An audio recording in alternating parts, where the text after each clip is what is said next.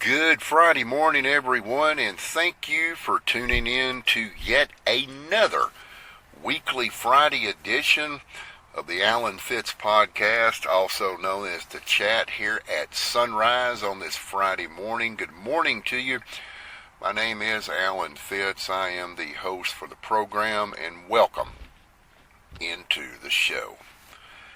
And as always, we would like to welcome in our three main listening audiences. Number one, those that do agree with what we talk about here on the podcast. They do leave positive remarks out there in social media land, also to their family, friends, and associates. Number two, listening audience, well, they don't quite agree with everything that we talk about, but they are sensible people.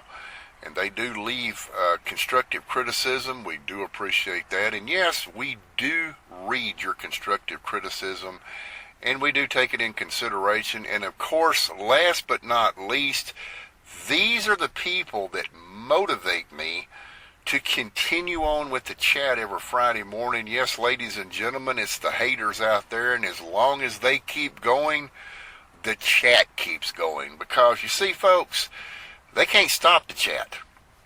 So we're just motivated to continue on with the program. And we want to welcome all of those people into the show this morning. We want to welcome you in as well, live from our studios right here in Amarillo, Texas. Folks, before I get started on the topic this morning, I want to say something on a personal level, and if it offends anybody, well, so be it. Get over it.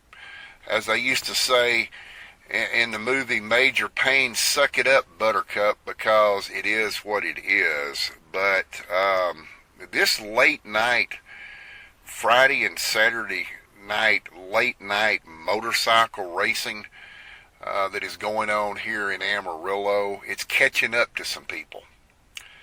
It seriously is beginning to catch up to some people. And, you know, I'm starting to wonder if there's some people here in Amarillo, Texas that just do not have any common sense. Getting on motorcycles in the middle of the night, we're talking about midnight, 2, 3 o'clock, in racing on Interstate 40. I'll tell you something, if it hasn't already happened to you, it's going to catch up to you. And more than likely, you're not going to survive it. And all you're doing is going to create grief for your surviving family members and things like that. Of course, Amarillo police, they look at it like this. You're making a conscious decision to get out there and run 100, 110, 120 miles an hour, whatever you're doing down the interstate. So you're going to deal with the consequences of this. And especially, I want to bring this up. Do you understand what's going to happen to you at 100 plus miles an hour on a motorcycle when you blow out a front tire? Okay? You're probably not going to survive the accident. And I'm sure there's a lot of people over on the east side of Amarillo. I know that we've been receiving reports, a lot of complaints about these loud motorcycles. They tear out the baffles, there's no mufflers on them, and they're racing high speeds. Again, it's going to catch up with you. So a word to the wise, you're a lot safer staying at home during the night. All the police are going to do is mop you up off of the interstate. And speaking of the interstate, this is what brings us to the topic this week on the podcast. It's America's truck stops. And if you've been looking all week at the AlanFitz.com webpage, I want to point out there was actually an error made in the banner headline for this podcast. It lists Love's Pilot Flying J, T.A. Petro, and the Road Ranger. Well, actually, It's America's 4 major truck stops. I did not realize that there was an error made on this until Thursday morning, and this was after the time that the podcast was already pre-recorded for airing this morning here at sunrise. But the Petro and the TA are combined together. Okay, so what it should have read is Love's Pilot Flying J, TA Petro, and the Road Ranger.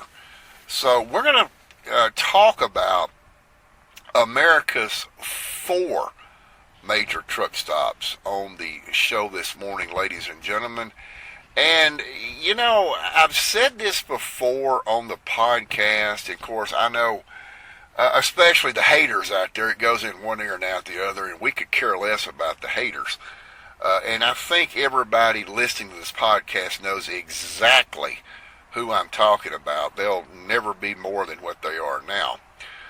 But I've said this several times, that what you have today, and we don't like talking about Walmart on the podcast because, you know, Walmart is just there, and we've had a podcast on this before, allowing people to come in their store dressing the way they do.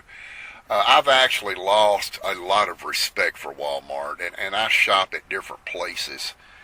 Try never to go into Walmart, although sometimes you just absolutely have to go into Walmart. But everything that Walmart has inside their stores, and we have 4 locations here in Amarillo. Also, items that you may find, say for example, at the QT, the Tootin' Totems, convenience stores around here, or even, let's say, at Ross, Dress for Less, Burlington Coat Factory. Everything that you see when you go in to shop is trucked in by truck, folks. I mean, this is how it gets here. And I know a lot of people, and I've been in the trucking industry and still am. I know a lot of people always trying to get around the big trucks because they're a lot slower when they take off. Yada yada, this, that, and the other, and I think we can all agree that probably everybody does it. I mean, I'm even guilty of it myself. Being a professional truck driver, I've actually flew around a truck in a 4-wheeler because they were going too slow.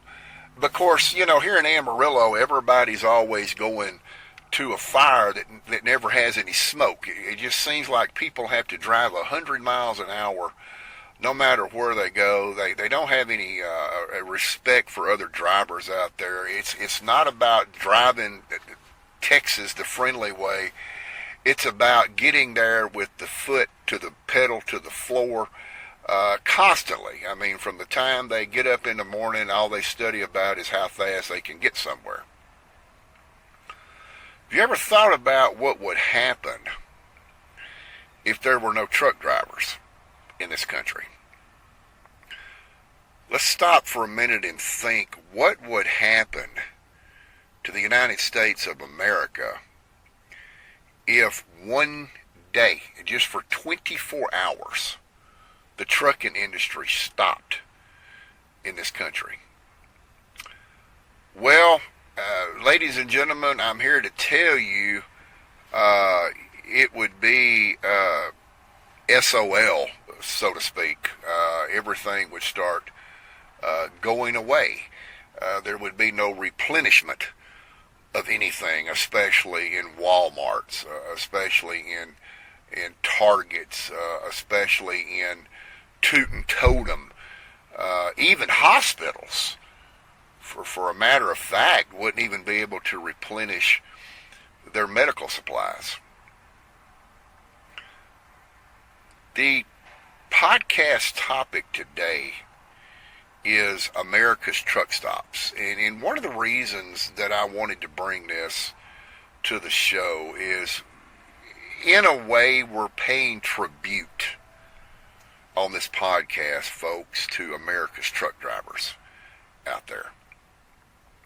And I want to talk about what the truck stops do for truck drivers that bring merchandise and goods to the department stores and convenience stores and Walmart outlets and things of that nature that you go in with your hard-earned dollar and purchase and take home with you.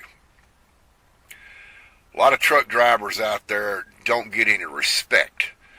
And it's kind of like, and I'm sure all of you remember the late Rodney Dangerfield. He never got any respect anywhere he went. And truck drivers do not get the respect that they deserve. Now, myself being a local truck driver, I'm home at night. I'm on local route. So to me, and yes, I'm sure every truck driver in the country, whether they're local, or whether they're regional, they're dedicated or OTR. And for those of you that don't know what that is, that's over the road. They just travel the country, hauling things around to different areas. I'm sure every truck driver in this country can relate. If they don't get the bird shot at them, the finger, at least once a day, they're not doing their job correctly, okay? And being on a local level, I could really care less from a personal standpoint. I'm out there doing my job, and at the end of the day, I go home to my family, and I really don't care what you think. But a lot of these national truck drivers out here, they don't get the respect that they really deserve. And this is where truck stops come in to give them the respect that they deserve. We'll talk a little bit about how truck stops came to be. Here in the United States, they're known as truck stops. But did you know over across the pond in the UK, they're called a service station? Now this is what we did call back in the 1970s, where you would pull in to get you get gas. You'd have a full service attendant come out. They would wash your windshield. They would look under your hood and check your oil and things like that. That was known as a service station. Well, the term truck stop is not widely used in the UK. And a travel center is what is known as a truck stop by the major chains in the United States. We were talking earlier about the Loves, the TA, the Petro, the Road Ranger, and things like that. Did you know down under in Australia, they're called a roadhouse? But anyway, no matter what you call these things, a truck stop is a commercial facility, and it provides refueling, rest, parking, food, and other services to motorists and truck drivers. Now, truck stops, they're always usually located near a busy road, and in this case, the interstate highway system. Let's talk a little bit about truck stops here in the United States and how they got started, and then we'll move forward here in the podcast with what the truck stops do for the truck drivers that help them along the way to bring you the merchandise and the goods that you purchase. Now, truck stops originated in the United States in the 1940s. And basically, ladies and gentlemen, what that was is when they first were organized and created, it was just simply a reliable source of diesel fuel for these drivers. And that diesel fuel was not commonly available at your local filling stations. Now, with the origination of the truck stop in the 1940s, this coupled with the growth of the interstate highway system led to the creation of the professional haulage and truck stop industry. So Basically, prior to the 1940s, you had truck drivers, okay? A lot of those were hauling cotton. A lot of them were hauling steel, things of that nature. But the truck stop hadn't been created yet, so they were basically out there on their own. They had to gauge town to town, distance to distance, and know how far they could travel before they needed fuel. In this case, diesel fuel. But in the 1940s, the diesel fuel became the number one thing at truck stops. Then you had, again, the creation of the interstate highway system. This led up to the creation of the professional haulage and truck stops across the country. Now, truck stops then, and we're going way back. We're going like, 80, 85 years ago. A truck stop generally consisted, at the very least, a diesel-grade fueling station with bays wide and tall enough for the modern truck tractor rigs, plus a large enough parking area to accommodate from 5 to over 100 trucks and other heavy vehicles.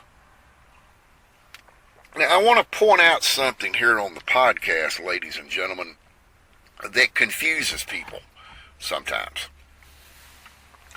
A truck stop should not be confused with a rest area, okay? Rest areas generally cater to cars, and they are often run or leased from government or tollway corporations that provide rest areas. In this case, across Texas, the state provides this. Matter of fact, I can give you one right off the top of my head. If you leave Amarillo and you go down 287, like you're going to Fort Worth, you come into one of these, and these are really new and improved. One of the major rest areas that you come to along 287 is the Donley County Safety Rest Area, which is outside of Clarendon, Texas, about an hour south of the Amarillo area here. These are modern and improved. They have Wi-Fi. It's called a safety rest area because, and a lot of you may not know this, but this is where people can actually spend the night overnight. Now, we're not talking about they've got parking bays and, roller skate, hamburger waitresses coming out. We're not talking about that. We're not talking about a Sonic setup. We're talking about a safety rest area. It's a safe place to be. It is monitored by law enforcement. Cameras all over the place. So, yeah. Again, it has Wi-Fi and things of that nature. So, yes, people can get off the road. I would imagine even if someone was intoxicated behind the wheel, a drunk driver, and they could make it into the rest area, this would be a safe place for them to sleep it off, so to speak. One of the major truck stops that started across the United States was TA. Now, in the United States here, and this was back in the late 1990s, and before we get into TA, let me back up a little bit, because a lot of people may be getting confused at this point about something that they used to see years and years ago. One of the businesses was known as Terry's. This was nothing more, and Stuckey's, as a matter of fact. Folks out there may be getting this confused with truck stops. As a matter of fact, the only Stuckey's that I know in Texas that is still in operation is along Interstate 10 between Winnie and Baytown. And I do believe they are still in business. They are known for their world-famous hamburgers. Terry's came along after that. They were basically nothing more than a grease spoon, kind of like Mel's Diner that premiered back in the 1970s.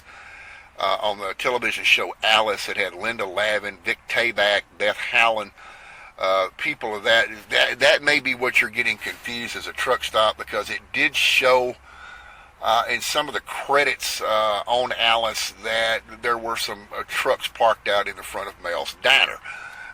Ladies and gentlemen, this is completely different. We've moved ahead 55 years from this point. So if you're thinking about Stuckey's, you're thinking about Terry's. Yes, they did. Truck drivers would pull over on the side of the interstate, and it was very few and far between, because they really didn't have the parking to do this. And they would go into either a Stuckey's or a Terry's and grab a hamburger, fries, and a Coke, and get on back down the road. We're not talking about that. We're talking about a major chain truck stops in the country.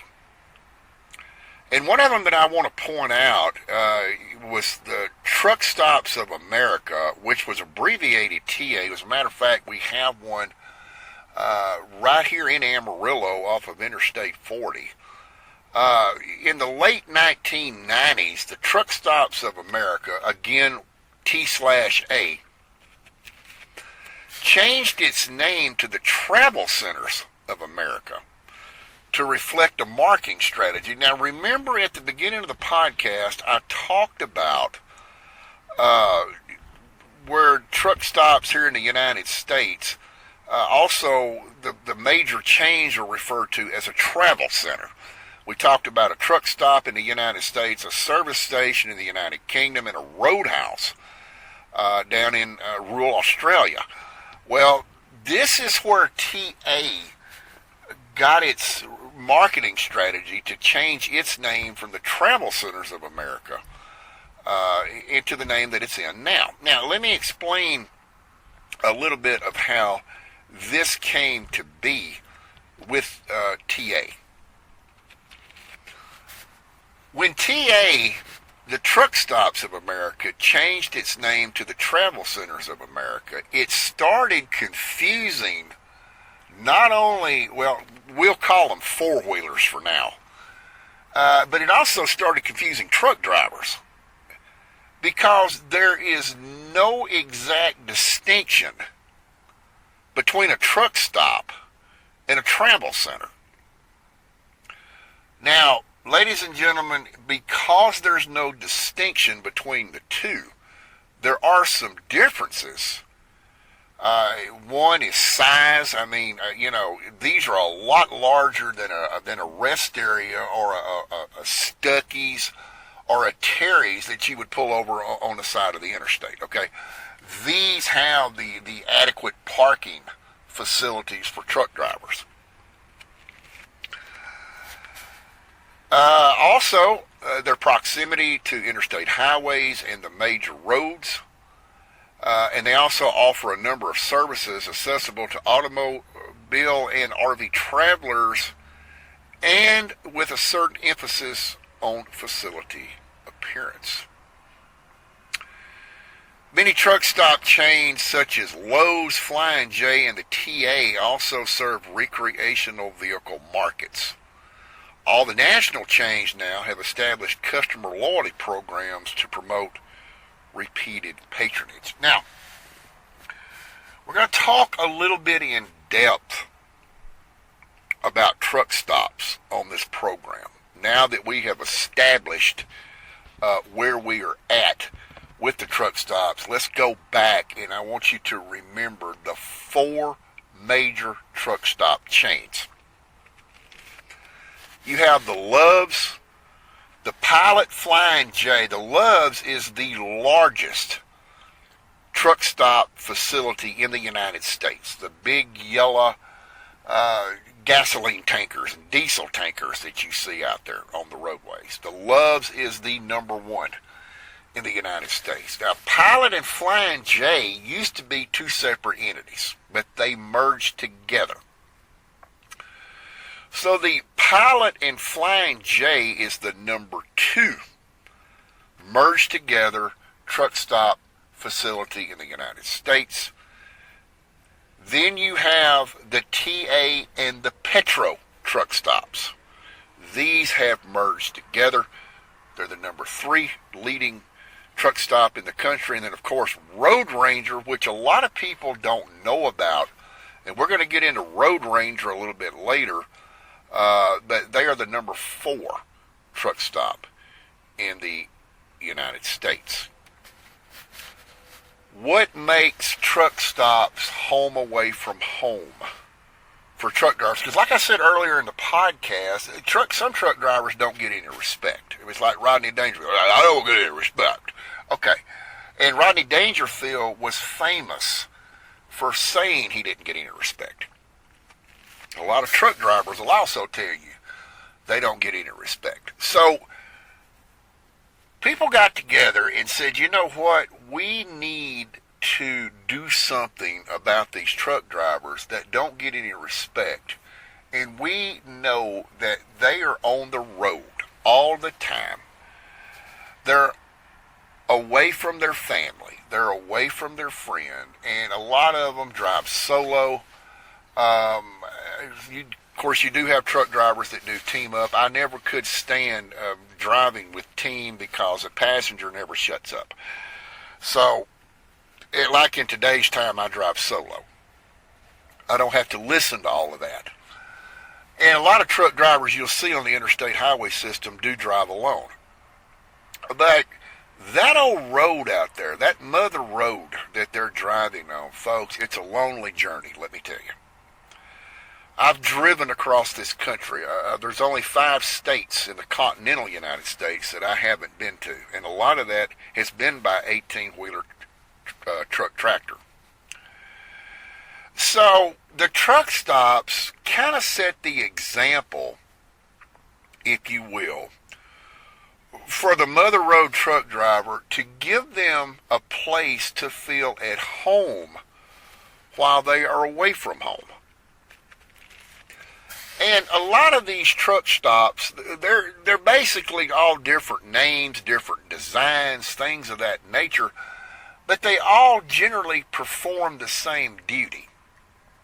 And that's to perform and provide, I should say, the truck driver with fuel, the diesel fuel, the food that they need, their parking, and of course showers. Truck repairs, and a lot more than just that, okay? And we'll get into the shower concept of this a little bit later, which has changed over the years, as a matter of fact. But I want to move way southeast of Louisiana, of Amarillo right now, if you will, and go into Louisiana. And this is one of the states that the truck stops that meet certain criteria that do provide for the truck drivers. And I'm not saying everybody has a gambling problem. I'm not saying that the truck drivers have gambling problems. There are some that do. But down in Louisiana, they do have on-site casinos. With the Louisiana state law says they're able to put up to 50 video poker machines in some of these truck stops down there. Now, the difference between these truck stops, and we're talking about the Loves, the TA, the Road Ranger, that, and the other, these truck stops are regulated by the state. Now, this is only in Louisiana, ladies and gentlemen. They're regulated by the Louisiana Gaming Enforcement Division. And they have to maintain, the facility itself has to maintain certain amenities to be eligible to retain these machines in the truck stops. Now, naturally, and we're going to go ahead and get into this right now, they are partitioned off because, you do have four-wheelers that go into truck stops. A lot of people frequent four-wheelers will frequent truck stops. For an example, at the Petro, and a lot of them still have what is known as the Iron Skillet restaurant. And I will tell you that Iron Skillet, if you still have an Iron Skillet inside of a Petro, if you can find one, they are excellent to eat at. Now, a lot of them have changed over to the Black Bear Diner. Amarillo, a few years ago, did have an Iron Skillet. It has since converted to the Black Bear Diner. Diner. The only difference between the Iron Skillet and the Black Bear Diner was the bar. And what I mean by that, it was similar to a self-serve buffet, where when the Black Bear Diner came in, they tore all of that out and went into a restaurant seating. You will not find a buffet bar in any Black Bear Diner, to my knowledge. So, getting back to what I was talking about, a lot of your four-wheel, people driving cars and light-duty pickup trucks will stop in a truck stop, maybe for a bathroom break, whatever the case may be, and they like to eat inside the truck stops. Well, so do the truckers, and this is why in Louisiana, especially if a four-wheeler is traveling with minor children, they have to partition these gaming machines off out of the sight of minors, because anybody under the age of 18 is not allowed to go into a gambling casino in Louisiana. And even in a truck stop, this is considered a gambling casino establishment. Video poker machines are gambling, okay? It's the same thing that you would find in a casino. So they have to be partitioned off, generally in a separate area with very, very, very dark to blacked out tinted windows. I'm not saying that the doors are security accessible, but they have signs that, they're not allowing minors to get in there. But anyway, we're getting off subject here, and time on the podcast is limited to 60 minutes. So, in Louisiana, they do partition them off, okay? In Louisiana, the required amenities to have video poker machines in a truck stop include a certain total land area, a certain number of tractor-trailer parking spaces. They also have to have an on-site restaurant and trucker supplies, showers, telephones. We're talking about landline telephones, television lounge, scales, laundry services, and fuel. They have to meet certain criteria before the Louisiana Gaming Commission will authorize them to put these video poker machines in these selected truck stops down in Louisiana. Now, getting back on the larger picture of truck stops here in the country, in addition to fuel, food, showers, repair services for the big trucks, there has been a problem over the years. Now, some truck drivers, I'm not going to really spend a lot of time on this, ladies and gentlemen. Some truck drivers, I'm sure, appreciate the patronage that is being performed out in the parking lots for them, while other truck drivers they're truly dedicated to their spouse, and this has become a problem over the years. But the term lot lizard, it kind of filtered over from a local rest areas, or remote rural rest areas, I should say, where they weren't getting much business, if you will, and we're talking about prostitutes, okay? Or if you're listening to me in Spanish, you're not understanding what the prostituto.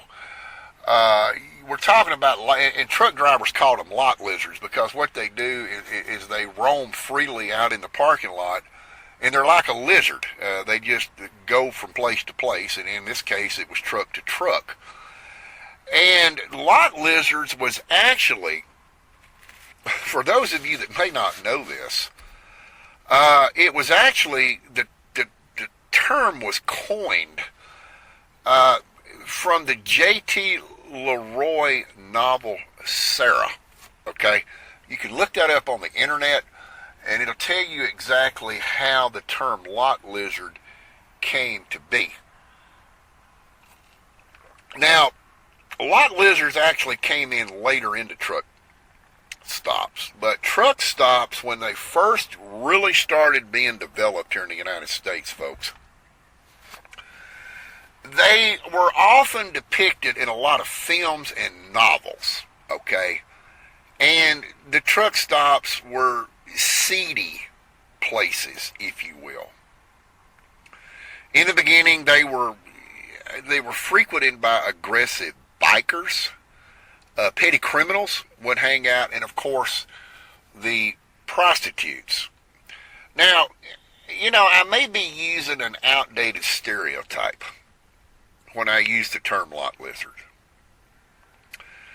But in today's time, folks, I want you to understand that most modern truck stops are generally clean and they're safe. And they are home away from home for many truck drivers.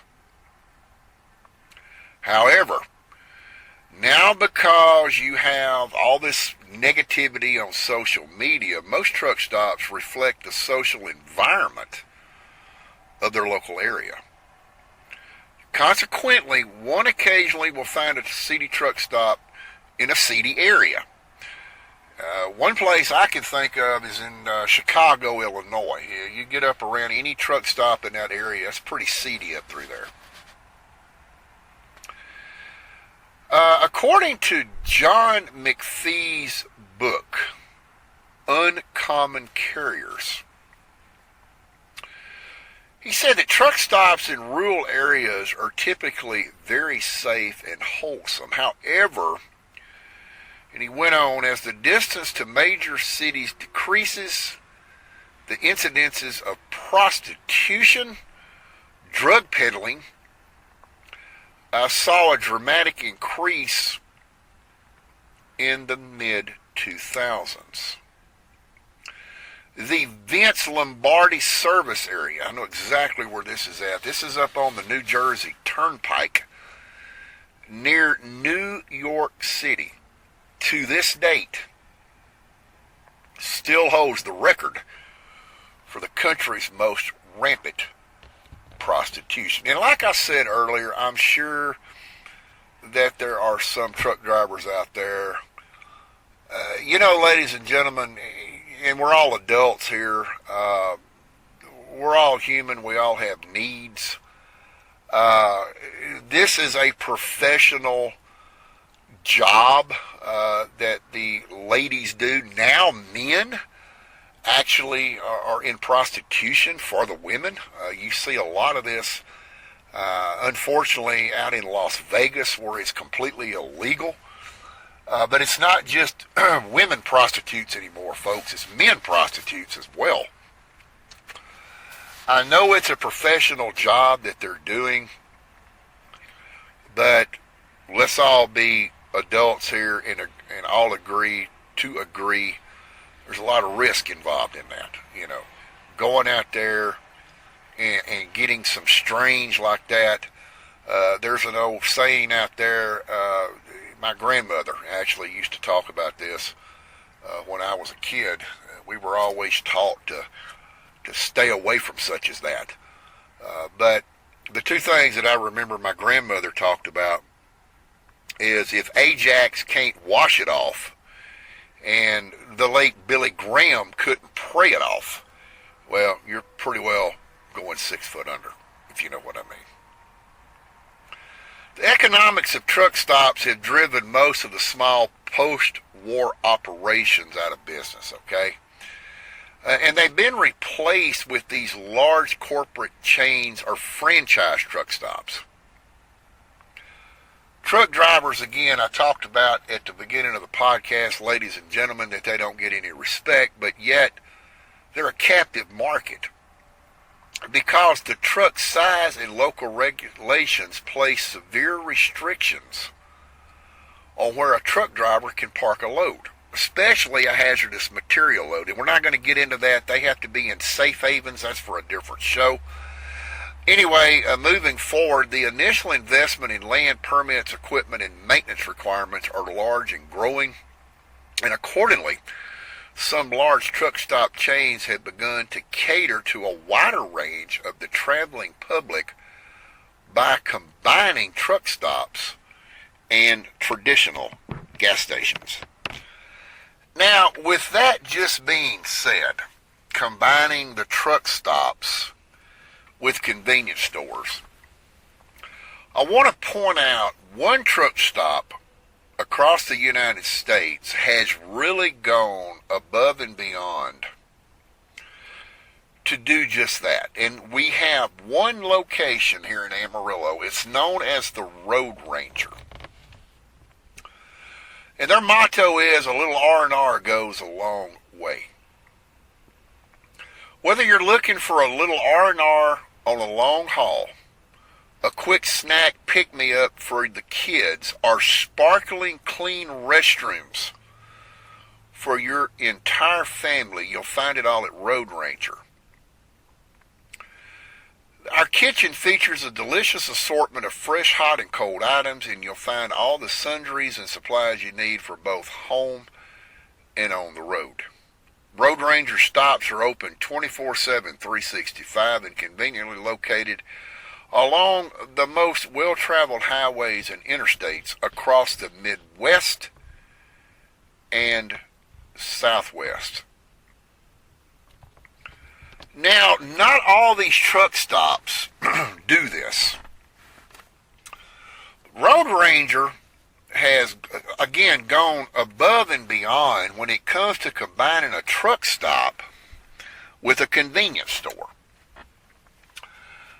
I was out one day and stopped at the Road Ranger here in Amarillo just to check it out before this podcast came to be. And I noticed it was very, very clean. It was very well stocked. Took a trip into the restroom. The bathrooms, well, not so clean, but not so dirty either. And kind of walked around in the building, and they had one of the doors open back in the truckers area where the showers were. And generally they keep these locked. But I guess maybe they had an employee in there that was cleaning the shower, got busy doing something else, left the door open. I took a quick run into this area. The showers are all walk-in showers. They're all tiled floor, tiled walls.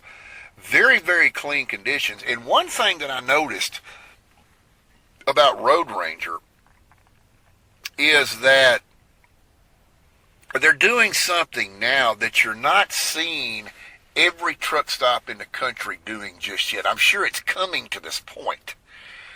The Petro, the Flying J, the TA, and things of that nature. Not all of them are doing it. But they do offer, and we're back on Road Ranger again, EV consumers, electric vehicle charging stations. This is something that is getting very, very popular here in the United States with the EV connections. So if you're out there driving an electric vehicle and you need charging facilities, I would recommend Road Ranger for this. You do not see EV charging stations at all of the major truck stops just yet. They are in the phase of doing this across the country. But Road Ranger, the number 4 trucking stop in the United States, is and has already implemented this. They also are using Amazon hub lockers at Road Ranger. Now, and what that basically means, folks, is they partnered with Amazon Hub, which is a worldwide network of pickup and return sites for Amazon orders. Now, not all the Road Rangers do this. It's just select locations. They offer secure Amazon package pickup and returns through the use of Amazon Hub lockers out there. So, truck stops do a lot for a lot of truck drivers. And I talked earlier about showers in the truck stops. These are not just available, folks, for truck drivers. These are available for anybody. I do know that there are some truck stops out there, especially the Pilot and the Flying J, that you don't have to be a truck driver. You can be a four-wheel driver, and you can apply for their card. And if you frequent these businesses, you earn points and get free shower credits. A lot of these truck drivers that travel the country do not even have to pay for showers because they're constantly buying diesel fuel, things of that nature, and they're accumulating shower credits, but they have to use them in a certain period of time. So I'm sure that the truck drivers out there, some of them may go 2 or 3 days without a shower. I'm sure they're very appreciative of being able to take a hot shower after a long day of hauling on the road. And most, if not all, of your major truck stops do have showers. They do provide the truck drivers, the facility itself does provide the truck drivers with fresh linens, fresh towels, if you will. They also provide them in some locations with soap and things of that nature. Now, we've got about 15 minutes left on the podcast. And I want to talk about the world's largest truck stop. This is known as Iowa 80. It is along Interstate 80, just off of exit 284. Ladies and gentlemen, this is in Walcott, Iowa. Let me tell you exactly just how big this truck stop is. And yes, for those out there, yes, I have been to this. It is amazing of what you will find inside. Iowa 80 sits on 220 acres of land, 3 times larger than an average 75-acre truck stop. It receives 5,000 visitors daily. Iowa 80 features a 67,000 square foot main building. It has enough parking. Folks, listen to this. 900 trucks, 15 diesel fuel pumps, and also has a dedicated pump for dispensing bulk DEF, which is diesel exhaust fluid. 450 employees work at this megaplex truck stop. Truck stop offers numerous amenities for truckers and tourists, including a buffet, a food court, a movie theater, a dentist, a chiropractor, a church, and a museum dedicated to trucking. And Iowa 80 is currently affiliated with the largest truck stop facility in the United States, business-wise. That's the Travel Centers of America, or as we call it, the TA. Something else that I want to mention that has come about over the years at most of the major truck stops is something called the slave pump. Now, I'm going to go back in time, ladies and gentlemen. I'm going to talk about how the truck driver used to fuel the truck. Now, on most standard 18-wheelers, you have 2 150-gallon tanks. One tank sits under the driver's seat. The other tank sits under the passenger seat. That's 300 total gallons of diesel fuel that a truck driver can fill up in today's time. Well, the way it used to be, years ago, the truck driver would naturally fill up the driver's side tank first. Then he would have to stretch between the tractor and the trailer the diesel fuel line to fill up the secondary tank. Times have changed, and now the slave pump, as the truck drivers call it, has been, well, it's been invented. And what is a slave pump? A lot of you may be asking yourself. The slave pump is the diesel fuel pump that when you turn the master pump on, this is where you stick your credit card in or your ComData card or whatever, and it turns on the main pump. It also activates what is known as the slave pump, which is on the opposite side of the tractor itself. And he would go walk in front of the truck, walk around the truck, whatever the case may be, jump over the catwalk, jump over the fifth wheel, crawl under the fifth wheel, whatever they decide to do. There's a secondary nozzle only on the passenger side where they can fuel the passenger side diesel tank. Now, you can't do anything with the slave pump except pump fuel. It doesn't accept cards. There's no controls. There's no buttons. There's nothing on it. It's strictly just a nozzle with an on-off lever, and they can fuel up just twice as fast. And a lot of truck drivers, some of them are in a rush to fill up with fuel because they're on time deadlines. Now, I want to go back a little bit in the time that we have to the Iowa 80. And I'm sure every truck driver in this country has been to Walcott. A man by the name of Bill Moon. He was a regional manager for Standard Oil at this time. He purchased the land and built the original truck stop in 1964 along the merging Interstate 80 near Walcott. There's a 3,000-mile highway that directly connects San Francisco to New York.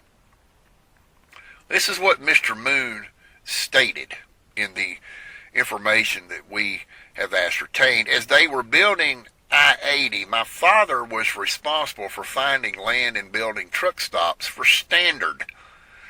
Now, this was actually said by his daughter, Delilah Maurer.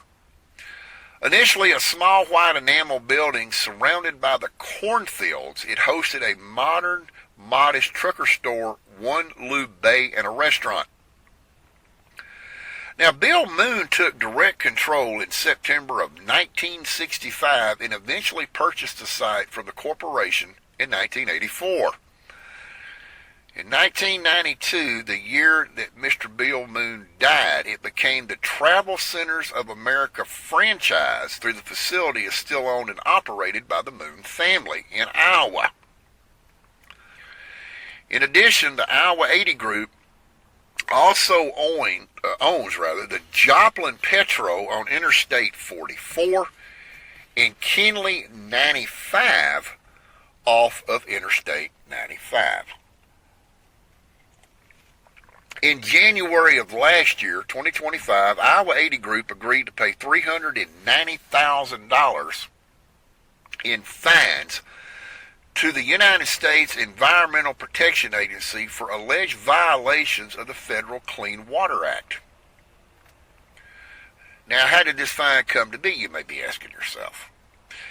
That fine was a result of Iowa 80 and Joplin 44 failing to adequately develop and implement plants that would prevent and control spills as required for facilities that store 1,320 gallons or greater of oil products in above-ground storage tanks. Now, the exterior of I-80 in Walcott, Iowa, it has the large, we talked about how many, 900 trucks could park in this thing. It's got a set of truck scales and, of course, fueling stations. There are 15 of those fueling stations, which means there's 30 nozzles, because you're also going to add in 15 slave pump nozzles. The stations have nozzles on each side, so tanks on both sides of the truck can be filled simultaneously. There again is the slave pump. Since the introduction of trucks requiring diesel exhaust fluid, the fuel island at Iowa 80 has been renovated to include pumps for DEF bulk dispensing. Iowa 80 has a service center where vehicle diagnostics, minor repairs, oil changes, or tire rotations can be done. It also has a Tesla supercharge and charge point stations for electric vehicle charging. They also have cat scales. For those of you that don't know, I'm sure everybody has seen the word cat out there, the black cat lettering. If you've ever wondered what CAT stands for, it's Certified Automated Truck. This was also founded by Iowa 80 owner Bill Moon. With over 2,000 locations in the United States and Canada, CAT is now touted as the largest scale company network in the world. Any app is called Weigh My Truck, allows those weighing to not only get the information on the device in their vehicle, they can also pay the scale ticket. Inside the Iowa 80, it's two-story, 30,000-foot showroom, which is the largest trucker store in the country. Customers there can purchase chrome accessories, books, DVDs, CDs, and cell phone accessories, CB radio equipment, apparel and cleaners, chrome stacks, and bumpers. Now, there are custom-built show trucks, one on a rotating platform. A 20 by 40 foot wall displays 500, ladies and gentlemen, 500 illuminated truck lights. Also located in the store are a vinyl graphics store, a custom t-shirt shop, and an embroidery center. This is a huge outfit in Walcott, Iowa. And I've only got about 4 minutes left on the podcast. Let's go ahead and include this very, very quickly. Again, they have a trucker's museum, but in the food services, and you see a lot of truck stops out there that have this exactly the same. But inside the Iowa 80, you have these, we call them eating joints. Blimpie, Wendy's, Caribou Coffee, Dairy Queen, Orange Julius, Taco Bell, Einstein Brothers, Bagels, and Pizza Hut. The Iowa 80 kitchen has an extensive salad bar and provides home-cooked meals. There again, basically some truck drivers refer to that as a greasy spoon. Now, the Iowa 80 kitchen serves 1 million cups of coffee and 90 tons of meat annually. This restaurant can seat 350 patrons, and a banquet room expands the total capacity by 60 more. So they could actually seat 390 total. And this is one of the only truck stops in the United States that does not serve alcohol to discourage drunk driving. It opened in 2000. The Iowa 80 truck stop Trucking Museum showcases a collection of over 100 antique trucks, 350 pieces of petronalia, and 24 gas pumps, many collected by the shop's founder, the late Bill Moon. And that museum does not charge admission. So, going back to the main title that we started this podcast this morning here at Sunrise on, where a lot of the traveling public does not give the truck driver respect, truck stops out there do. It's sad to say that this may be the only thing that truck drivers can rely on from time to time to stop and get diesel fuel, take a nice hot shower, relax in the trucker's lounge during their 34-hour reset, and maybe watch a movie, catch up on the local news around the world, have a hot meal, and be greeted by professional staff at truck stops where they stop at. This is what America's truck drivers rely on to get the goods to you.